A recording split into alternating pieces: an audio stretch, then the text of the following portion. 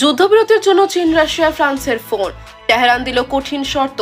মধ্যপ্রাচ্যে উত্তেজনা দিন দিন বেড়েই চলেছে। এই পরিস্থিতিতে যুদ্ধবিরতি নিশ্চিত করতে সক্রিয় হয়ে উঠেছে বিশ্বের বড় শক্তিগুলো।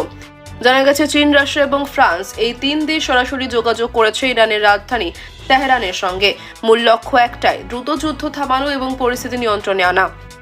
কূটনৈতিক শর্ত বলছে, এই তিন দেশের পক্ষ থেকে ইরানকে শান্ত থাকার আহ্বান জানানো হয়েছে এবং সংঘাত যেন আর বাড়তে না পারে সে বিষয়ে আলোচনা হয়েছে। তবে তেহরানও স্পষ্ট করে দিয়েছে তাদের অবস্থান।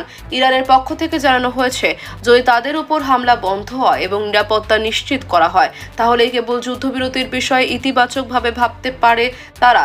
বিশ্লেষকদের মতে, চীন, রাশিয়া ও ফ্রান্সের এই উদ্যোগ আন্তর্জাতিক কূটনীতিতে একটি গুরুত্বপূর্ণ পদক্ষেপ, কারণ মধ্যপ্রাচ্যে বড় ধরনের সংঘাত শুরু হলে তার প্রভাব পড়তে পারে পুরো বিশ্ব রাজনীতিতে।